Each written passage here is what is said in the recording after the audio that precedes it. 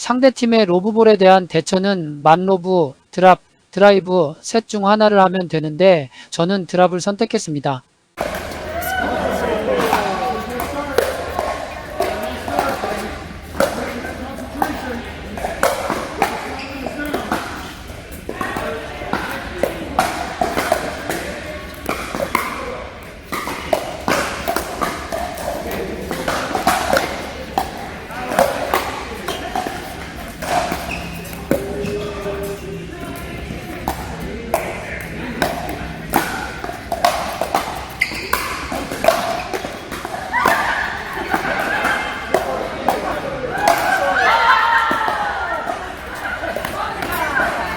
언제 수비할지, 언제 공격할지를 알고 있는 검은 옷 자매입니다. 수비 타이밍에는 점점 뒤로 빠지며 방어하고 공격 타이밍이면 조금씩 네트로 전진합니다.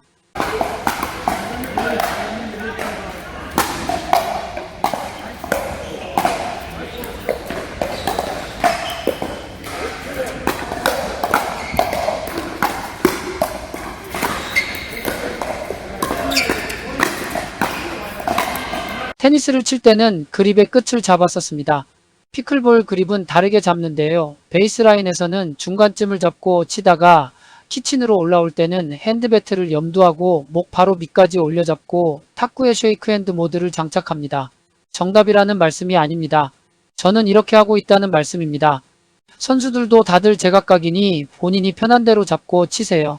제 그립의 단점은 왼손을 올리기가 어려워 투핸드 백핸드가 어렵습니다.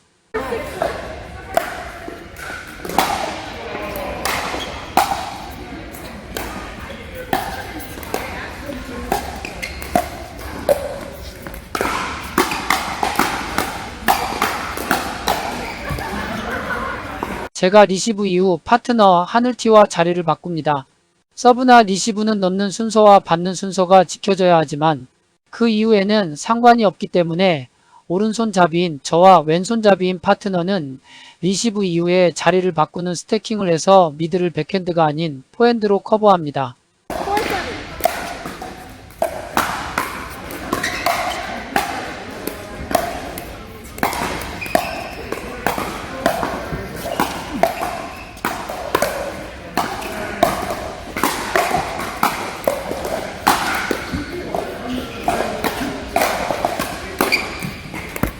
먼저 키친에 들어온 제가 뜬 공을 보고 포칭하는 모습입니다.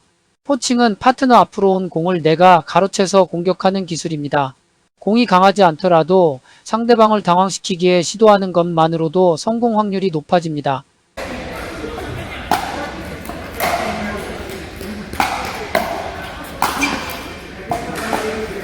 파트너 하늘티가 공중에서 바로 공을 받다가 실수하는 장면입니다. 따닥볼로 받을지 공중에서 받을지를 빨리 판단해야 어정쩡한 볼이 나오지 않습니다.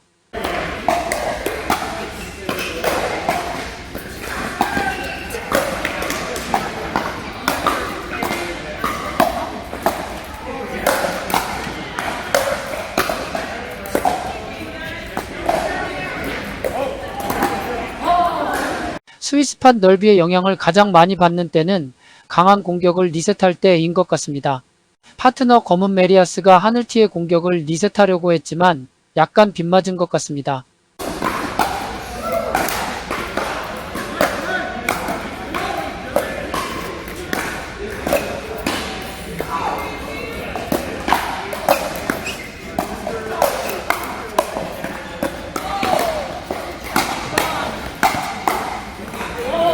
고수로 갈수록 아웃될 공을 안 받는 능력이 정말 중요하다는 생각이 듭니다. 특히 스피드업이나 핸드배틀 중에 아웃되는 공을 치지 않고 피하는 것은 정말 어려운 것 같습니다. 상대팀 하늘티의 공격을 받으려다가 받지 않는 저의 모습입니다.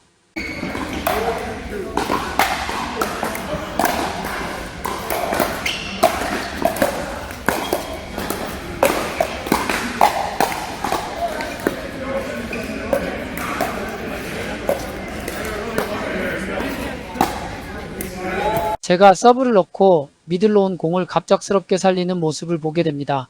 미들이 포핸드인 파트너 검은 메리아스가 처리할 줄 알고 기다리다가 부랴부랴 제가 백핸드로 처리했습니다.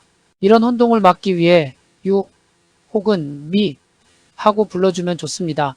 물론 오래된 파트너들은 척하면 애입니다.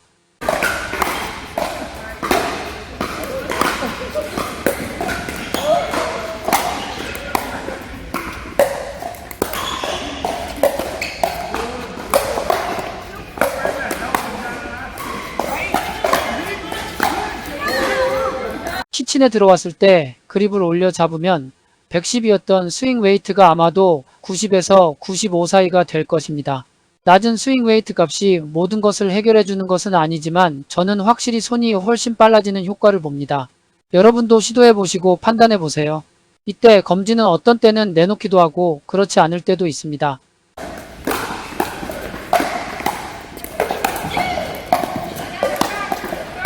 No, sorry. I want it.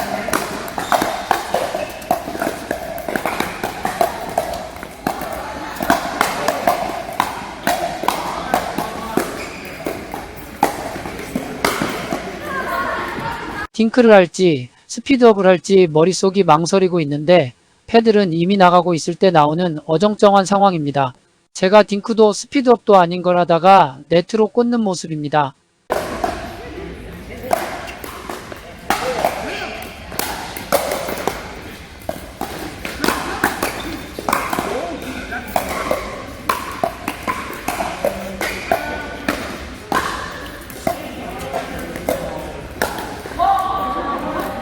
상대편 검은티 친구의 날카로운 백핸드 롤딩크에 제가 당하는 모습입니다.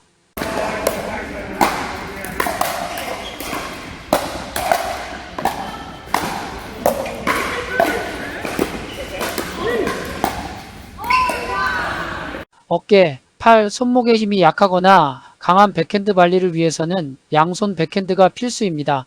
특히 백핸드 따닥볼을 처리할 때는 더더욱 그렇습니다. 저랑 플레이하는 친구들은 양손 백핸드에 능한 친구들입니다.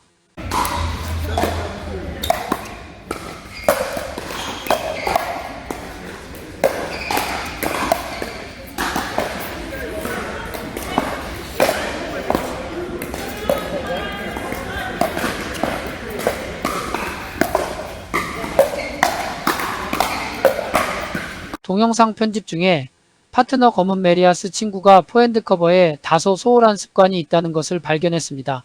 주로 오른손잡이 파트너와 스태킹을 하면서 코트의 오른쪽을 담당했던 게 아닌가 짐작해 보았습니다. 이럴 경우 코트 왼쪽을 담당하는 사람이 미드를 커버했을 가능성이 큽니다. 저랑은 근 1년 만에 치는 거라서 경기 중에는 파악하지 못했습니다. 그래서 제가 서브 넣고 3구를 백핸드로 부랴부랴 처리하고 미들 공격에 당하는 모습입니다.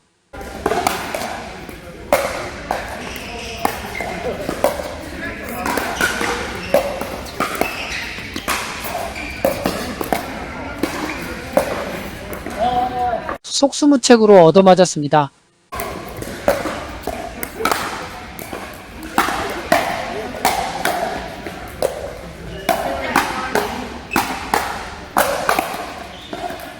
그래서 갚아줬습니다.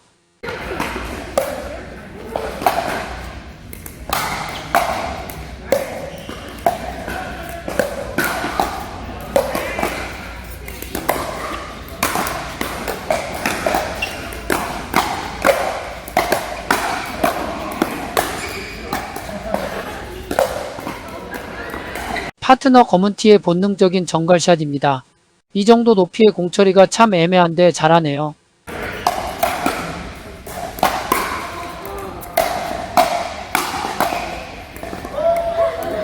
항상 빈자리를 보려고 해보세요. 이건 우리 아마추어에 더 해당하는 말일 것입니다. 프로 선수들 얘기는 다릅니다. 웬만큼 빼지 않으면 받아내고 무리하게 공을 빼려다 실점하느니 안전한 곳으로 계속 공격하며 상대팀의 실수를 기다린다는 점에서 아마추어와 다른 것 같습니다.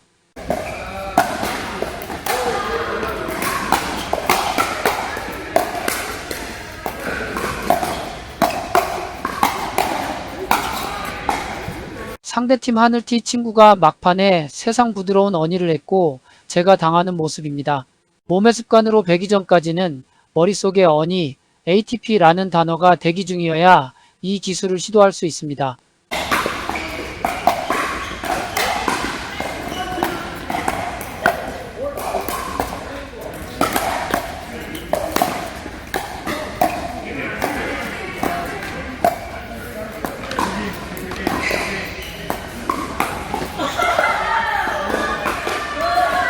제가 노록샷을 하는 모습입니다.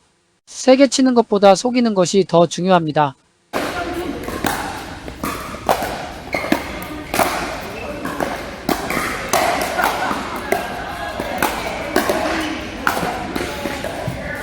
저는 오른손잡이, 파트너 하늘티는 왼손잡이인데 현재 상태로는 저한테도 미들이 백핸드, 파트너한테도 백핸드여서 미들이 약합니다.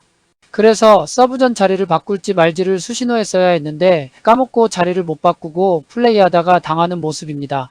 스태킹을 할 경우에는 항상 리시브 전에 수신호를 주어 뒤에 있는 파트너하고 자리를 바꿀지 말지를 결정해야 합니다.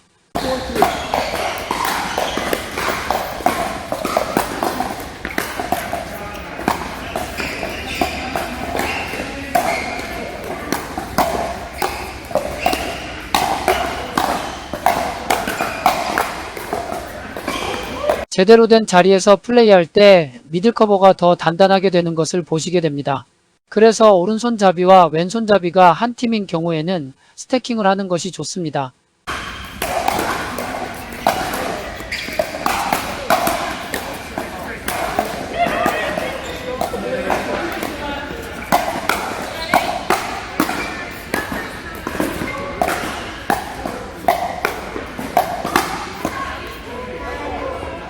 제가 쉬운 볼을 봐주듯 성의 없이 처리하다가 네트에 꽂습니다.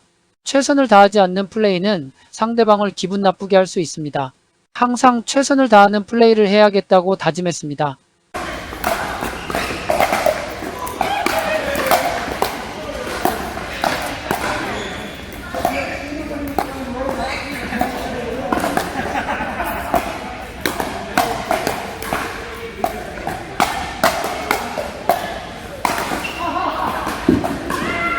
상대팀 검은티가 야무진 셔플 사이드 스텝을 하지 않고 걸어다니면서 플레이하다가 공이 팝업되는 장면을 보게 됩니다.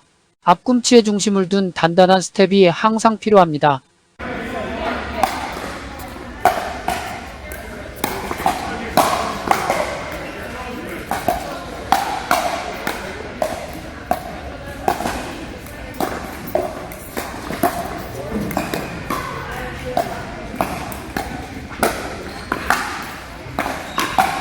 파트너가 리시브 후 저랑 자리 바꾸기를 하는데 제가 조금 늦게 하는 모습입니다.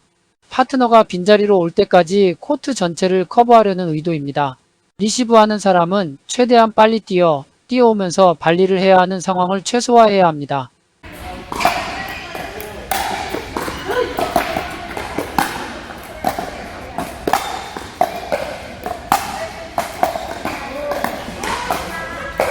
저의 포핸드 ATP 장면입니다.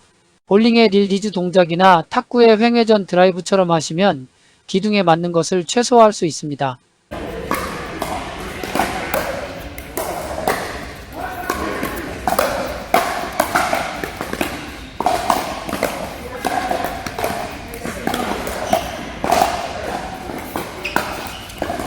상대팀의 짧은 로브를 처리하는 저의 모습입니다.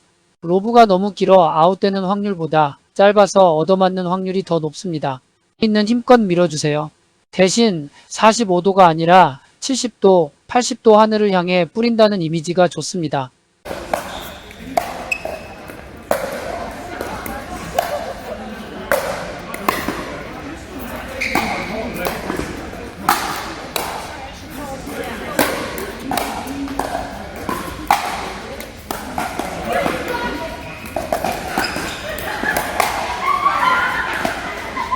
최선을 다해 방어를 했지만 역부족이었군요.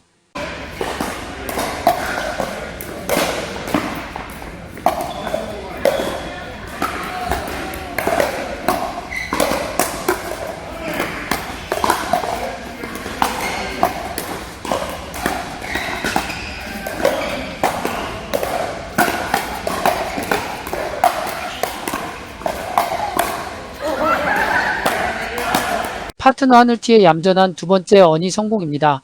쉬워 보이지만 할까 말까 정확한 판단을 빨리 해야 하기 때문에 생각할 시간이 조금 더 있는 ATP보다 어렵습니다.